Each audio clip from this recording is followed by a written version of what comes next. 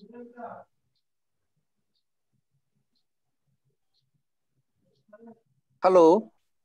Hello hello.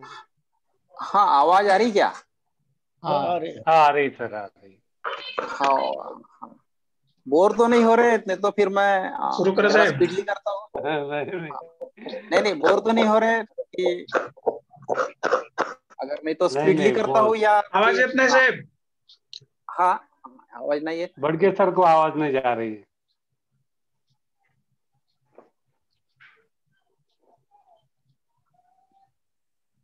बढ़ के sir तुमचा प्रॉब्लेम असेल। हाँ हाँ, येतोय बोला. हाँ हाँ हाँ हाँ हाँ। हाँ। हाँ अच्छा, पवार जी थे ना? हम्म। तो यहाँ पर जो है वो सवाल पूछता है, आप ईश्वर मानते हो? दूसरा सवाल पूछता है वो कि ईश्वर नहीं मानते हो? तीसरा, मानते हो और नहीं मानते हो दोनों? तो इस तरीके से जो है तथागत इस ऐसे सवाल को जो है तवज्जो नहीं देते थे। ये छोड़ देने लायक प्रश्न है, इसका उत्तर भी नहीं देना चाहिए, ऐसे विचार के वो तथागत थे। मतलब एक ये ऐसा एक सवाल है को कि इसके ऊपर अगर कोई एक आदमी अगर जवाब देगा तो फिर कुछ ना कुछ कहना पड़ेगा और कुछ ना कुछ टाइम वेस्ट होगा। 1 सेकंड का जो है यह टाइम वेस्ट होगा इसके ऊपर, अगर इसके ऊपर अगर बोलते हैं। क्योंकि इसको तथागत छोड़ देने लायक सवाल तो कहते हैं, प्रश्न है ये छोड़ देने लायक, इसके ऊपर ध्यान ही नहीं देना चाहिए, इसके ऊपर तवज्जो नहीं देना चाहिए। लेकिन बुद्धिमान इंसान है, चुप भी नहीं रह सकता। बुद्धिमान इंसान है, जवाब भी देना जरूरी है। और जवाब देने के बाद जो है 1 सेकंड भी बर्बाद नहीं करना है। और ऐसा जो सवाल है, क्योंकि इसी चैप्टर में ये सब बातें आई है कि ये जो है मैं कहाँ से आया, ये दुनिया ईश्वर ने बनाई, तो कोई तो भी क्रिएटर है, मतलब निर्माता है, तो रचयिता है, सृष्टि का रचयिता है। ये सब बातें आ रही करके उसी को मैं एक्सप्लेन कर रहा हूँ कि बुद्ध को उसने सवाल पूछने के बाद इतना बड़ा इंसान जवाब तो देना चाहता है, जवाब देगा तो कुछ ना कुछ कहेगा बोलेगा, और उसके ऊपर अगर भाष्य करता है तो कुछ ना कुछ 1 आध सेकंड जो है वो वेस्ट होगा। और ये छोड़ देने लायक प्रश्न रहने की वजह से इसके ऊपर 1 आध सेकंड भी वेस्ट करना, ये तो और मूर्खता है और पागलपन है। लेकिन बुद्धिमान इंसान है तो जवाब तो देना बनता है, इसीलिए उसको तथागत प्रति प्रश्न पूछ के उत्तर देते हैं और बोलते हैं कि भैया एक मुझे बात बता कि जंगल से एक आदमी जा रहा है, ये कहानी आपने हमेशा सुनी होगी कि जंगल से एक आदमी जा रहा है और उसको एक तीर लग गया, बाण, तीर कमान का जो बाण होता है, तीर लग गया। और उसका जो उसको तीर लगने की वजह से तो अभी क्या जरूरत है, उसका तीर निकालना चाहिए या नहीं निकालना चाहिए? तथागत उसको सवाल पूछते हैं, वो जवाब देता है कि नहीं, तथागत उसका तीर निकालना चाहिए। और फिर तथागत उसको पूछते हैं कि अगर उसका तीर नहीं निकाला तो क्या होगा?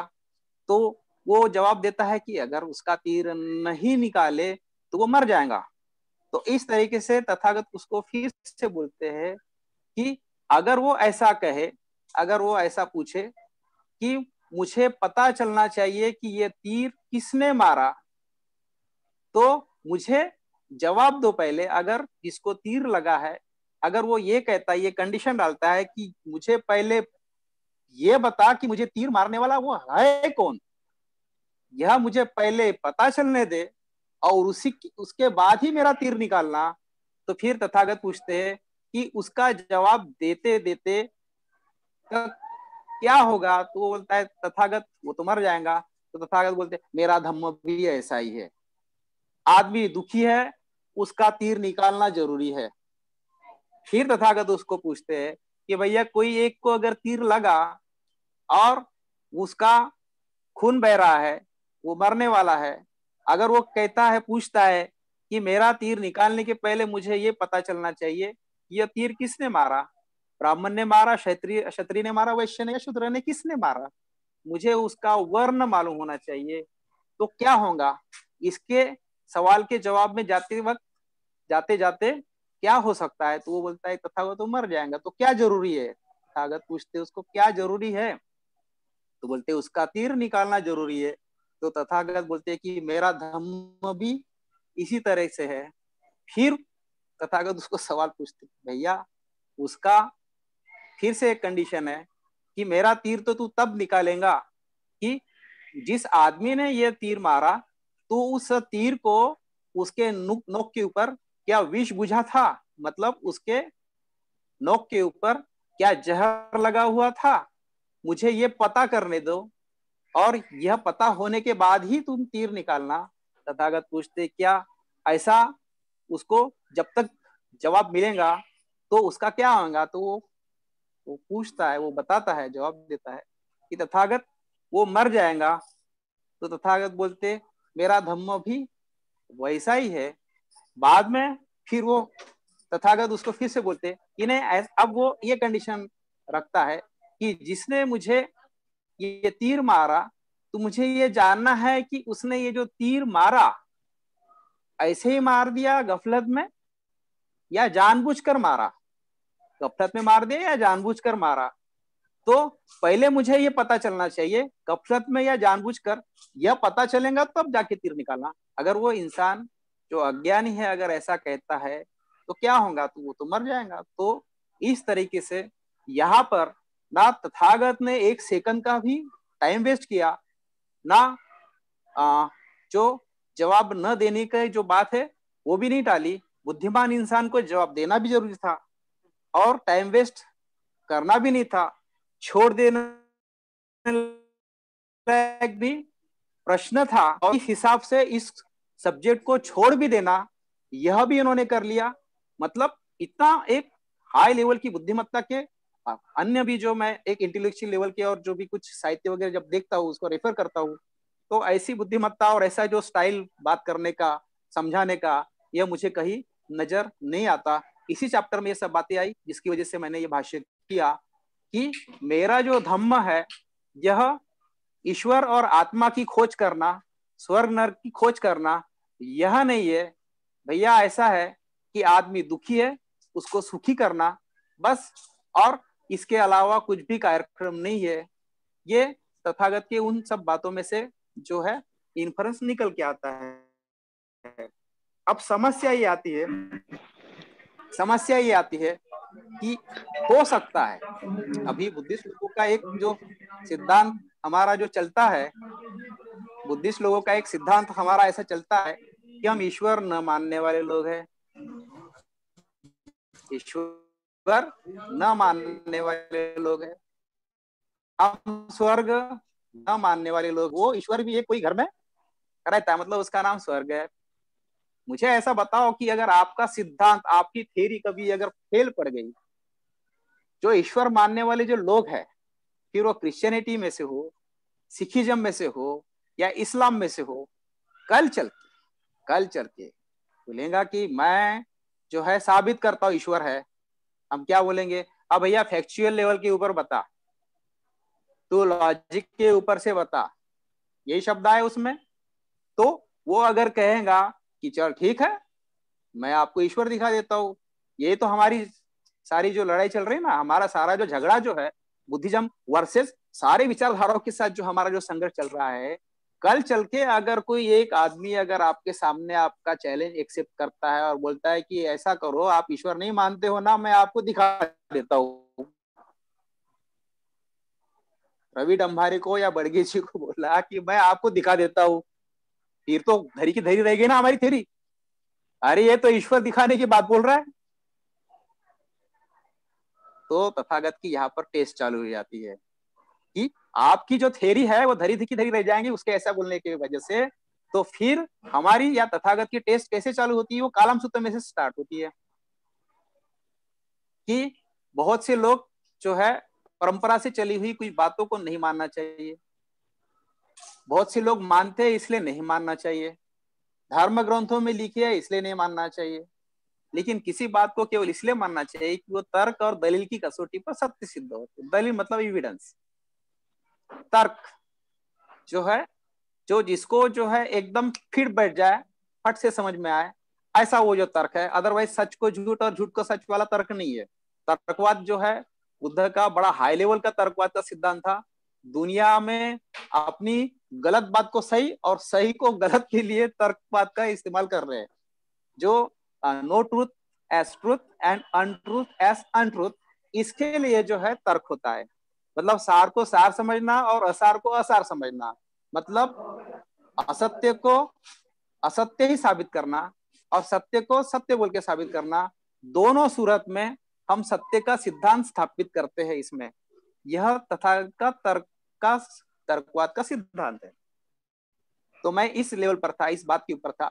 मैं ये बोल रहा था कि कोई अगर कोई मुस्लिम हो, क्रिश्चियन हो या जो भी है, अगर उसने आपका चैलेंज एक्सेप्ट किया और बोल दिया कि मैं आपको साबित नहीं करता हूं, आपके सामने प्रत्यक्ष दिखा देता हूं, तो फिर हमारी जो थ्योरी है वो चालू हो जाती है। हमने उसको चैलेंज क्या किया कि भैया तर्क से नहीं चाहिए, लॉजिक से नहीं चाहिए, फिर ईश्वर किसने बनाया, दुनिया किसने बनाए होंगे, तू कहाँ से आया होगा, तेरे में जान कहाँ से आई होंगी, तेरे में जान किसने फूंक दी होंगी वगैरह।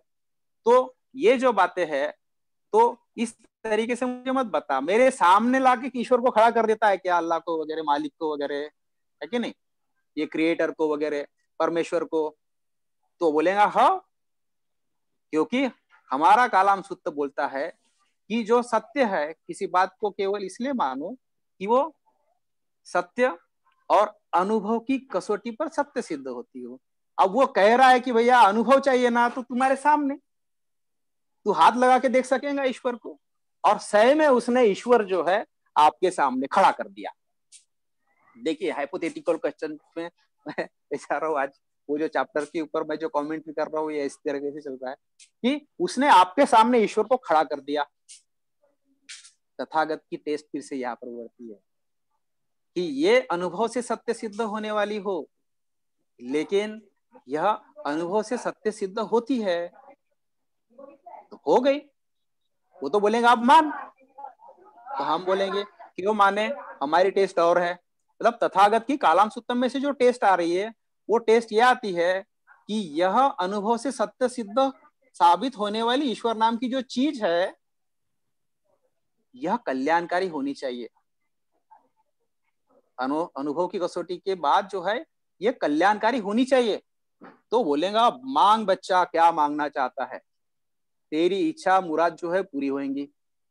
अब हुआ ये कि या हमने कल्याणकारी बात बोल दिया, उसने वो भी चैलेंज एक्सेप्ट कर लिया, और उसने कल्याण की बात बोलने के बाद आपको जो मांगने के लिए बोल दिया, फट से 1 सेकंड में तपाक से उसने बोल दिया चलो मांगो। फिर हम गाड़ी, घोड़ा, बंगला वगैरह जो मांगेंगे, यहाँ तथागत की फिर से टेस्ट चालू हो जाती है कि भैया ये जो अगर कल्याणकारी है ना, तो ये सबकी कल्याणकारी बात है, उसकी बात कर सकता है क्या, ये उसका कार्यक्रम है क्या इसके पास? तो ये जो है हितकारक भी अगर है तो कुछ काम का नहीं, ये हितकारक भी है तो कुछ काम का नहीं। अगर कुछ मुट्ठी भर लोगों का अगर कल्याण होता है, कुछ मुट्ठी भर लोगों का कल्याण, तो ये कल्याणकारी भी नहीं है। ये कल्याणकारी भी जो है कुछ काम का नहीं है। ये जो सत्य जो है, जो एविडेंस के लेवल पर उसने साबित कर दिया, जो अनुभव के लेवल पर साबित कर दिया, जो कल्याण के लेवल पर भी साबित कर दिया, लेकिन मुट्ठी भर है। हमें कल्याणकारी वो चाहिए कि बहुमत वाले लोगों पर बहुसंख्यक लोगों का कल्याण करे, यह भी मंजूर नहीं है। हमें मंजूर है सभी का हित करने वाली। मैं यूपी का सर्वजन हिताय की बात नहीं कर रहा हूं, मैं यहाँ पर ये इसी के बारे में बात कर रहा हूं कि वह कल्याणकारी अगर चीज है तो सभी का हित करने वाली होनी चाहिए। तो सभी के हित करने वाली अगर नहीं है तो वो होने के बावजूद भी उसका लेवल जो है एक पत्थर के सिवा कुछ काम का नहीं है। ना वो रोशनी के काम में आएगा, ना छाव के काम में आएगा, ना और अन्य कोई काम में आएगा। इस तरीके से जो तथागत की कालाम सूत्रम में से जो टेस्ट चलती है, तो यहाँ पर ये सब जो बातें हुई कि ईश्वर नाम की जो चीज है, ईश्वर ने दुनिया बनाया सत में से और असत में से, सत मतलब एग्जिस्टेंस है और असत मतलब नॉन एग्जिस्टेंस है, ये सब जो बातें हैं इसमें से ये बातें आई। मेरी भी इस्लाम और बाकी लोगों से बहुत जो है बातें चलती रहती है। पहले मैं ईश्वर न मानने वाला रहता हूँ, क्योंकि मैं बुद्धिस्ट हूँ, ऐसा चर्चा चलती है 15-20 मिनट और मैं साबित करता हूँ कि ईश्वर नहीं है, कई उदाहरण देता है, उस कुर्सी के पीछे नहीं, उस घर के पीछे नहीं है, तू जा बैठा उसके नीचे देख ले, वो तुरंत तुरंत बोलता है, वो पागल हो जाता है, ये क्या एविडेंस दे रहा है, नहीं ये इधर नहीं ये उधर, ऐसा ऐसा बोलता है, तो वो पागल हो जाता है। फिर मैं बोलता हूँ एक काम करते भैया, ऐसा तेरा झगड़ा जो है ना मेरे साथ, तेरा झगड़ा मेरे साथ खत्म ही कर डालते, 2 मिनट में तेरा झगड़ा खत्म, मैं भी ईश्वर को मानता हूँ, चल अब बता, ये जो है इसको बनाने वाला कोई तो होना चाहिए, वो देने में आए, उसको बनाने वाला कोई तो नहीं, वो तो सेल्फ, अबे सेल्फ कैसा होगा, सेल्फ कैसा होगा, उसके पीछे की जो है कुछ एग्जिस्टेंस रहता है, उसमें से जो बनेगा ना। तो इस तरीके से जो है अपना झगड़ा खत्म भी कर दिया, इसके बावजूद भी झगड़ा चालू है, वो तो झगड़ा चालू है, मैंने तो हो गया ना, अभी कितने टाइम से झगड़ा चालू है। अब तू ईश्वर को मानता है, मैं भी मानता हूँ, अब छोटे से सवाल का जवाब दे दे। और क्या सवाल का जवाब है कि छोटा सा सवाल ये है, और वो भी सवाल ऐसा है कि वो प्रश्न है, एक ऐसा क्रिएट हुआ, और वो भी इसलिए हुआ तेरे वजह से सवाल पैदा हुआ।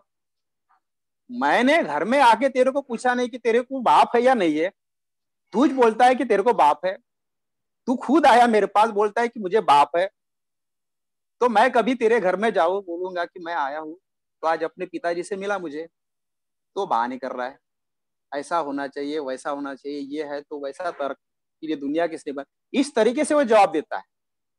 हमारा मराठी में जो है जवाब क्या चलता है, बाप दाखव नहीं तो श्राद्ध कर, यही चलता है ना। ईश्वर के बारे में यही शब्द है, बाप दाखव नहीं तो श्राद्ध। मैंने कब कहा तेरे को कि तेरे को बाप है या नहीं है, मैंने पूछाच नहीं, मैंने पूछाच नहीं, हम उस पचड़े में नहीं पढ़ते, वो छोड़ देने लायक प्रश्न है, हम पढ़तेच नहीं, ये बहुत भयंकर चीज है, ये बहुत महारोग है, हम पढ़तेच नहीं। लेकिन तुमने क्लेम करने के बाद तू साबित नहीं करता और उल्टा प्रश्न पूछता है किसने बनाए होंगे। अब ये जवाब देने की जो लाइबिलिटी है वो तेरे पर है, पूछता हमसे, ऊपर प्रश्न पूछ के साबित करने के लिए। तो इस तरीके से जो तर्कवाद में जो है ये लोग पड़ जाते हैं। लेकिन साहित्य संस्कृति का संघर्ष और ये जो सब जो बातें मैंने कहा, तो यहाँ पर ये जो चैप्टर लिखने के पीछे देखो, मैं विषय से नहीं भटक रहा हूँ, इस साहित्य के बारे में जो इन ऋषियों ने जो लिखा है, तो इस ऋषियों के साहित्य को डिबेस करना जरूरी है। Apply the dynamites to the Vedas, ये भी बाबा साहब ने बोले। इस साहित्य को जो है हम अच्छे ढंग से जब नहीं देखते हैं तो बेमतलब की हमारी जो मूवमेंट है ये कुछ और चली जाती है। मतलब एक एग्जांपल देता हूं कि राम ने शंभुक को मारा, हम राम के बारे में जिन लोगों की श्रद्धा है उन लोगों के साथ हमारी दुश्मनी पलना चालू हो जाती है। बाबा साहब इस तरीके से नहीं लिखते, बाबा साहब ये लिखते हैं कि शंभुक को राम ने इसलिए मारा, देखो साहित्य के बात को बाबा साहब कह रहे हैं, शंभुक को राम ने इसलिए मारा क्योंकि वह साहित्य के साथ बंधा हुआ था, वह शास्त्रों के साथ बंधा था, और शास्त्र ने उसके लिए जो प्रिस्क्राइब की, बाबा साहब बोल रहे उसके लिए जो पेनाल्टी जो प्रिस्क्राइब किया था, तो उसके लिए देह दंड के सिवा कुछ नीचे की कोई सजा जो है प्रोविजन नहीं किया था, प्रावधान जो है उसके नीचे नहीं किया था कि उसकी हड्डी पसली तोड़ दिया जाए, उसको आजन्म कारावास डाल दिया जाए, उसको वार्निंग देके छोड़ दिया जाए। ये सब बाबा साहब के शब्द बता रहा हूं, मैं नहीं बोल रहा हूं। बाबा साहब बोल रहे कि उसको देह दंड के अलावा नीचे की कोई भी सजा बताई गई नहीं थी, इसलिए शास्त्र जो बता रहे हैं उस हिसाब से राम ये कह रहा है। हम लोग करते क्या, शंभुक को राम ने मारा ऐसा बोलने की वजह से राम के बारे में जिन लोगों की श्रद्धा है, जो ओबीसी है, पहले के वो बौद्ध थे, जिनको जागरूक करना है, जिनको जोड़ना है, उनको तोड़ने का कार्यक्रम चालू हो जाता है।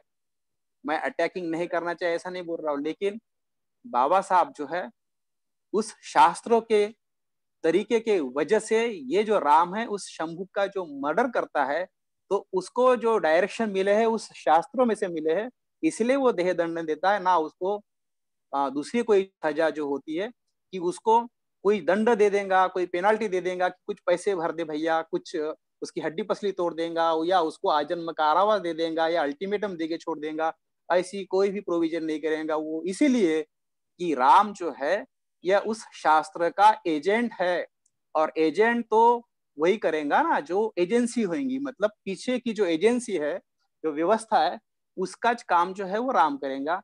एकलव्य का भी सेम वगैरह आपको देखने को मिलेगा। तो शास्त्रों के हिसाब से ये सब जो है, या बुक्स की वजह से ये सब जो चलता है, और ये चैप्टर जो है उसी के संबंधित है। आगे के भी कुछ चैप्टर इसी के साथ संबंधित है, लेकिन फिर भी इसको और थोड़ा सा मैं अगर आगे में जाऊं तो ये जो सारी जो गड़बड़ियां होती है, मतलब गड़बड़ नहीं हुई ऐसे नहीं, मतलब शास्त्र रहे ना, कोई प्रॉब्लम नहीं, शास्त्र रहे ना, लेकिन शास्त्रों के वजह से जो है अगर दुख निर्माण होते, कोई बात को अगर हम समर्थन करते हैं तो समर्थन करने के बाद जो है समर्थन समर्थन समर्थन में जाना चाहिए, उसका विरोध में नहीं जाना चाहिए।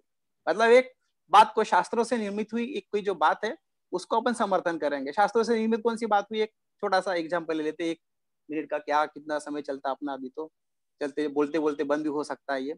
लेकिन एक शास्त्रों में से निकली हुई जो कास्ट है, अगर हमने बोल दिया कि चलो ठीक है रहने देते कास्ट, कोई प्रॉब्लम नहीं, मतलब जातियां है नो प्रॉब्लम, लेकिन हम ये बोलेंगे जातियां रहे, जाति भेद नहीं रहना चाहिए, हम समर्थन करते हैं। अभी तक तो विरोध है हमारा, जाति को विरोध है ना, एक काम करते समर्थन में जाते, शास्त्रों के में से निर्मित जो ये जाति है उसके समर्थन में जाते, तो जातियां रहे लेकिन जाति भेद नहीं रहना चाहिए। फिर हम और समर्थन करते, चलो ठीक है जाति रहेंगे तो जाति भेद तो रहेगा ना, क्योंकि अलगपन है, सेपरेशन है, आइसोलेशन है, तो जाति है और जाति भेद है, ठीक है जाति भी रहे लेकिन जाति भेद ना रहे ना, हम कहते कि जाति भी रहे और जाति भेद भी रहे। हम ये कहते हैं जाति रहे जाति भेद रहे, लेकिन जाति संघर्ष नहीं होना चाहिए। जाति भेद की वजह से जो निर्माण होता है संघर्ष, वह नहीं रहना चाहिए। हम फिर आगे जाते करते हैं और ऐसा करते समर्थन, चलो जाति का भी समर्थन करें, जाति भेद का भी समर्थन करेंगे, जाति संघर्ष का भी समर्थन करें, लेकिन संघर्ष में से जो दुख निर्माण होता है उसका समर्थन कैसा करेंगे। मतलब आई फील गुड, ऐसा कुछ तो बीजेपी के लोगों का फीलिंग गुड, शायद अटल बिहारी वाजपेयी का ये सिद्धांत था,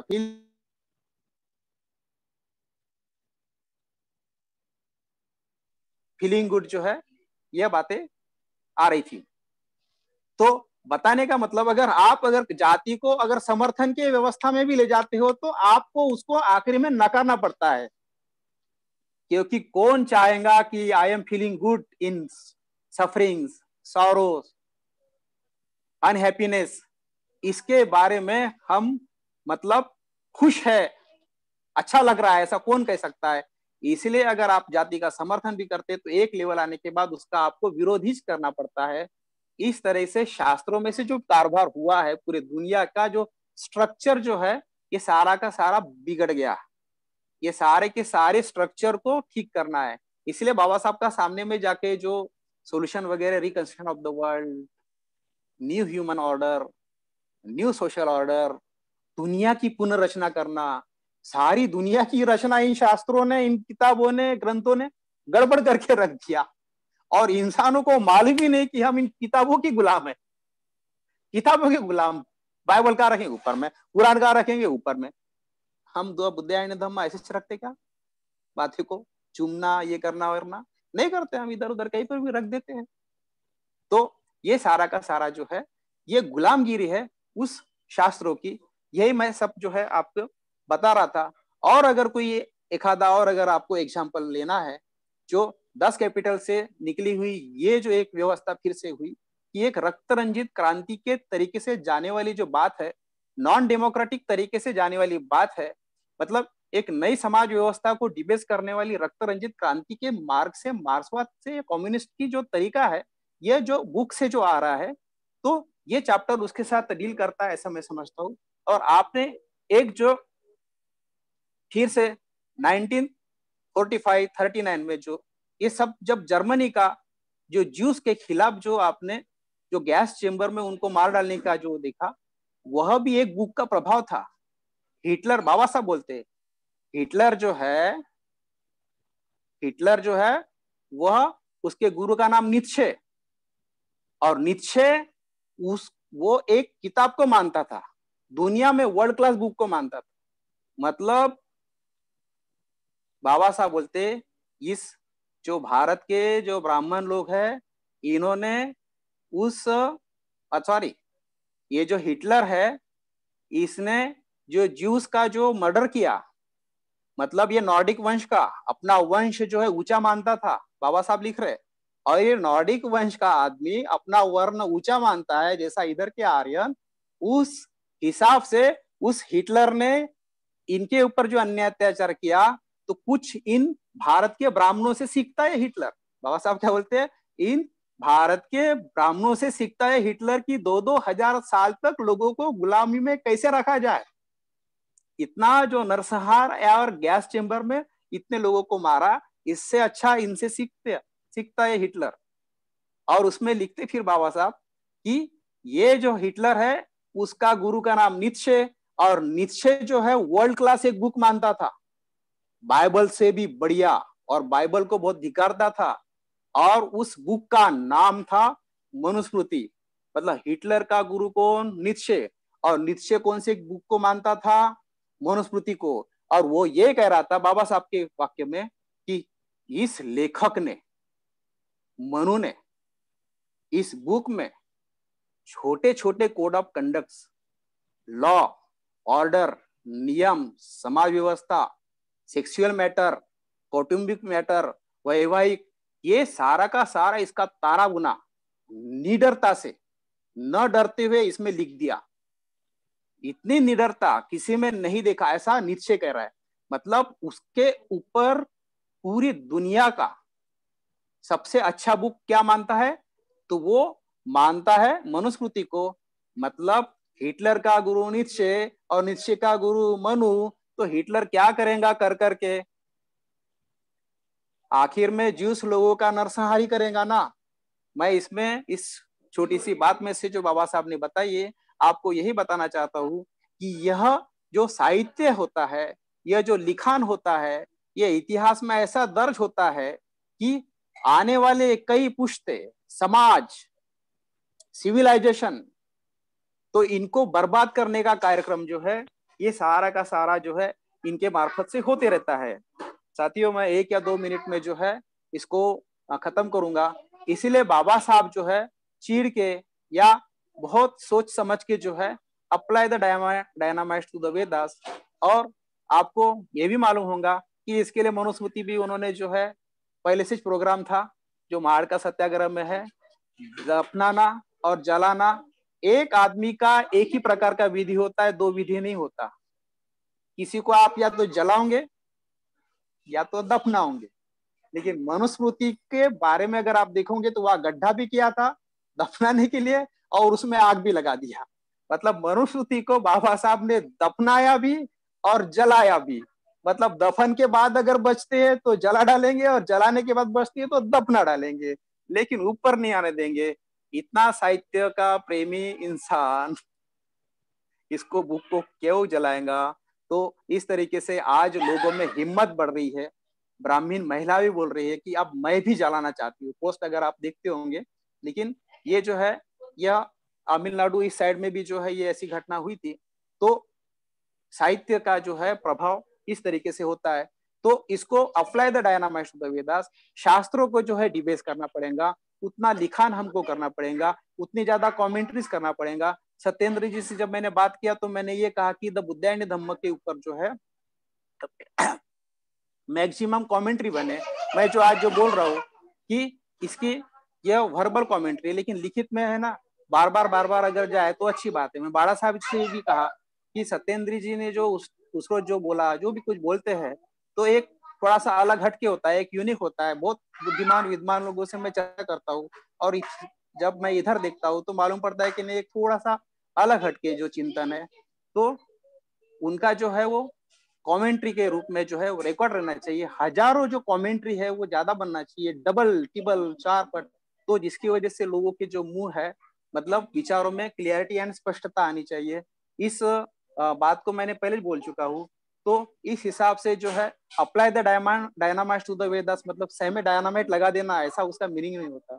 मैंने अगर बोल दिया कि इस आदमी को गोली मार दूंगा तो मतलब इसकी विचारधारा को मैं गड़बड़ कर दूंगा, इसकी विचारधारा को मैं खत्म कर डालूंगा। मैंने अगर कह दिया कि वह मोहन भागवत को मैं गोली मार दूंगा, इसका मीनिंग ये होता है कि मैं उसकी विचारधारा को नेस्तनाबूद कर दूंगा और एक नई समाज व्यवस्था जो मानव उपयोगी है, ह्यूमन ऑर्डर पर बेस्ड है, वो करूंगा। ऐसे उसके मीनिंग होती है। तो बाबा साहब ने भी यहाँ पर apply the dynamites to the Veda. तो शहर में जाके हम बाजार से डायनामाइट्स लाएंगे, अंगार लगा देंगे, ऐसा नहीं करना है। तो डायनामाइट्स जो है अपने विचारों से, बुक्स लिखने से, कमेंट्री लिखने से हम जो है डायनामाइट्स लगा सकते हैं। तो इस तरह से जो है यह एक सॉल्यूशन तो है, ये उपाय तो है। जब तक ये साहित्य जो है हमारे बीच में, आड़ में, पूरे दुनिया में अस्तित्व में है, यह जो ओपन सोसाइटी कैसी बनेगी, इसी चैप्टर में जो है वो शब्द आ रहे, ये ओपन सोसाइटी कैसी बनेगी, यह फ्री सोसाइटी कैसी बनेगी। इंडिविजुअल एंड एंड है सोसाइटी का में। बाबा साहब जो इंडिविजुअल जो है वो एंड बोलते हैं, मतलब इंडिविजुअल उस समाज में उसका भी हक और अधिकार है, उसके प्रिविलेजेस है, मतलब वो सोसाइटी के लिए नहीं है, सोसाइटी उसके लिए है। और फिर सोसाइटी उसके ऊपर कोई अगर बंधन डालते, बाबा साहब कहते हैं सोसाइटी उसके ऊपर अगर कोई बंधन डालते हैं तो सरप्लस होके उसको उसका फायदा मिलेगा, उसकी अच्छी के लिए उसके ऊपर बंधन डाले। मतलब बंधन कभी अच्छे नहीं होते, लेकिन यहाँ पर बंधन जो है अच्छे हो जाते हैं। तो उस बंधन के लिए जो है यह सोसाइटी होती है अच्छे के लिए। इस हिसाब से बाबा साहब साबित करते हैं इंडिविजुअल एंड एंड। तो ये तो तब एंड होएगा, एंड मतलब खत्म नहीं, उसका लक्ष्य है, उसका निर्धारित है, वो गोल है, एम है। एंड मतलब खत्म वाला एंड नहीं है, वो गोल है। इंडिविजुअल को सुखी करना यह उसका सोसाइटी का जो है गोल है। तो उसके लिए वो अगर फ्री माइंड अगर रहेगा, वो रैशनल अगर रहेगा, वो सोसाइटी अगर ओपन रहेंगी, वो चिकित्सा करने देंगी। फॉर्चुनेटली हम जो है चिकित्सा करते, हमको हमारा जो दोनों उद्धार करते जो है, दोनों जो मार्गदाता है, वह अपने आप को जो हमारी जो है लायकी भी नहीं है उनके सामने टेस्ट देते, अपनी परीक्षा देते। अब परीक्षा लेनी किसने चाहिए और परीक्षा ले कौन रहा है और परीक्षा ले किसकी रहे हम लोग। लेकिन वो अपने आप को आपके सामने ओपन रखते हैं, बोलते हमने बोली हुई उनको भी मत मानो और जो सही लगेंगी तब जाके मानो, और फिर हमें भी तब मानो जब चेक करके मानो। इस तरीके से जो तथागत या बाबा साहब जो सोसाइटी जो निर्माण कर रहे हैं, ये ओपन सोसाइटी निर्माण करने की बात बोल रहे हैं, ये फ्री सोसाइटी है वो निर्माण करने की बात बोल रहे हैं। ये जो है ये चिंतन करे और सबका जो है टेस्ट करे और क्या बोलेंगे रिसर्च करे, मतलब स्पिरिट ऑफ इंक्वायरी जो है ये उसमें रहे उस सोसाइटी में। उस सोसाइटी का वो जो इंडिविजुअल है वो पूछे, सवाल पूछे, ये ऐसा क्यों, ये वैसा क्यों। मतलब मरे हुए लोगों का जो राज है नए लोगों पर नहीं होना चाहिए। इसलिए बाबा साहब बोलते हैं 368 आर्टिकल जो है इसके हिसाब से तो संविधान ही गायब हो जाता है। लेकिन बाबा साहब जो एक साहित्य फिर से एक निर्माण करते हैं, संविधान की बुक, एक बेस्ट जो डॉक्यूमेंट होता है, एक जो बेस्ट ट्रीटाइज जो निर्माण होता है, तो बाबा साहब बोलते हैं कि मरे हुए लोगों का जो राज है जिंदा लोगों पर नहीं होना चाहिए। मतलब जिन लोगों ने ये संविधान बनाया उनके विचार है ना उसमें, तो ये मरे हुए लोगों का जो है ये राज उनके ऊपर नहीं होना चाहिए। उसमें अरेंजमेंट रखते हैं, मतलब उसके अमेंडमेंट के लिए, उसके रिव्यू के लिए सभी प्रकार की अरेंजमेंट उसमें बाबा साहब ने रखी है। इतनी फ्री सोसाइटी, इतनी ओपन माइंडेड, इतना ओपन सोसाइटी बनाने के विचार में जो है ये बाबा साहब और तथागत गौतम बुद्ध थे। और ये जो चैप्टर है यह साहित्य और पहले की समाज व्यवस्था और पहले की समाज व्यवस्था निर्माण करने वाले ऋषि मुनि या और भी कोई जो रहे होंगे इनके बारे में वो सब ये चैप्टर था। और ये जो चैप्टर है उस हिसाब से था, ऐसा मैं यहाँ अपने हिसाब से जो भी है मैं बोला। और आज तो ये अपने आप बंद भी नहीं हुआ, क्यों पता नहीं, जो बंद हो जाता है एकदम करीब 9:15 बजे, 9:15 या 9:10 को, तो आज बंद नहीं हुआ। इसलिए मैं भी थोड़ा सा घड़ी देखता था और बस चलने लगता था। मैं और अधिक भी जो है और भी बोल सकता हूँ, लेकिन मुझे ऐसा लगता है कि मैंने यहीं पर रुकना चाहिए। अगर आपको कुछ और कुछ कमेंट्स या कुछ जो भी है आपको इधर उधर से आदान प्रदान करना है तो आप अवश्य कर सकते हैं। इतना मैं बोलता हूँ, यहीं पर रुकता हूँ। जय भीम, जय बुद्ध, जय प्रबुद्ध विश्व। जय भीम। साधू साधू शेवटचे 4 मिनिट राहिलेले आहेत. कोणाला काही प्रश्न असतील तर विचारा, सरांनी आवाहन केलेलं आहे. तर सरना ते घेऊया, आजची मीटिंग संपूया. Sir hello. हा बोला ताई, बोला. हा बोलत आहे. 4 आर्य सत्य गौतम बुद्धांच्या याच्यामध्ये पुस्तकांमध्ये आहे 4 आर्य सत्य. बाबासाहेबांचे आर्य सत्य ते 2च सांगत आहेत आणि परत अजून एकच सांगितलं नंतर काहीतरी त्यांनी. तर काय समजायचं, आपण काय मानायचं? 4 आर्य बाबासाहेब जे सत्य म्हणतात तेच म्हणायचं. बाबासाहेबांनी जे आहेत, पण आपण अनुभवाच्या कसोटीवर जर पाहिलं तर 4 बरोबर आहे, 4 आर्य सत्य बरोबर आहे. पटणार ना. त्याचे 4 तुकडे केले तर मी 8 साबित करून देईल. म्हणजे त्याचे जर कसं तुकडे करतात ना, आपल्याला जर माहित नसते काय कशामुळे कोणती गोष्ट होत आहे, पण ज्यावेळेस आपल्याला कळते की याला कारण आहे, कोणत्याही गोष्टीला कारण शिवाय ती गोष्ट घडत नाही, त्याच्यानंतर मग त्याला उपाय पण नाही असं सांगितलेलं आहे. आणि उपाय नंतर मग त्याला निरोध पण करता येते असं त्याचं हे दिलेलं आहे. तर ते कारण बरोबर वाटतं तसं. हो, लॉजिकचा जो अभ्यास आहे तो बाबासाहेबांचा खूप जबरदस्त झाला होता. 4 वाक्य नेहमी बनतात. आता संविधानाच्या बाबत एक वाक्य सही आहे की संविधान चांगलं, लोक वाईट. बाबासाहेबांचे दुसरं वाक्य आहे की लोक चांगले, संविधान वाईट. त्याच्यानंतर तिसरं वाक्य बनते 4 आर्य सत्याच्या बाबत की संविधानही वाईट आणि लोकही वाईट. मग संविधानही चांगलं आणि लोकही चांगले. हे 4 वाक्य तर बनतातच ना. परंतु 4 वाक्य बनल्यामुळे ते सत्य होऊन जाते असं नाही. Earth is round and it revolves. दुसरं, earth is round but it does not revolve. तिसरं, earth neither round nor it revolve. अशा रीतीनं असे 4 वाक्य जे आहेत ते आपोआप बनतात. म्हणून ते 4ही सत्य असतात, कारण तो फॉर्म आहे. लॉजिक मध्ये जर आपण अभ्यास केला, मराठीमध्ये तुम्ही बोलले, मी पण मराठी बोलतोय, तर लॉजिकचा जर आपण अभ्यास केला तर हे फॉर्म जे आहेत ते बनवल्या जातात आणि ही पद्धत होती, अजूनही आहे. परंतु सत्याला असत्य आणि असत्याला सत्य ह्या बाबतीमध्ये मी एवढ्या याच्यामध्ये एक शॉर्ट मध्ये एक उदाहरणाने एक समजावून सांगण्याचा प्रयत्न करतो, कारण बंद होऊन जाईल.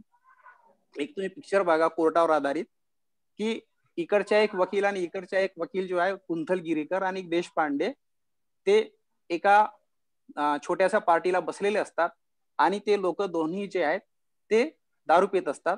आणि तो म्हणतो की इथे जे ठेवलेली जी आहे इथे 2 बॉटल आहेत. एक बॉटल ती आहे की ज्या बॉटलमध्ये दारू आहे आणि एक बॉटल ती आहे जी इथे नाही. आणि तो म्हणतो हे म्हणतो की बघा, मी तुम्हाला सिद्ध करून दाखवलं की इथे 2 बॉटल आहेत, म्हणजेच आपण 2 बॉटलाबद्दल बोलून राहिलो आहे. तर मग त्यावर तो उत्तर देतो, मी बहुत फास्ट सांगू राहिलो, काय कसं करते माहित नाही. तर तो जो तिकडच्या बसलेला व्यक्ती म्हणतो की ठीक आहे साहेब, असं करा की जे नाही असलेली इथे जे बॉटल आहे आणि तुमच्याकडे जी असलेली बॉटल आहे, तर त्यामधली जी दारू आहे ती मी पितो आणि जे नसलेली जी बॉटल आहे त्यामधली दारू तुम्ही प्या. म्हणजे सत्य काही असो, वास्तव बदलत नाही.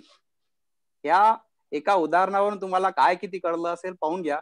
परंतु हा प्रश्न बाबासाहेबांनी प्रस्तावनेच्या स्टार्टिंग मध्येच जर उत्पन्न केला तर समजून घ्या, हे 4 असते किंवा 1 असते किंवा 2 असते किंवा 3 असते, याच्याबद्दल समजून घ्या. जर वाद नसता, प्रश्नच नसता.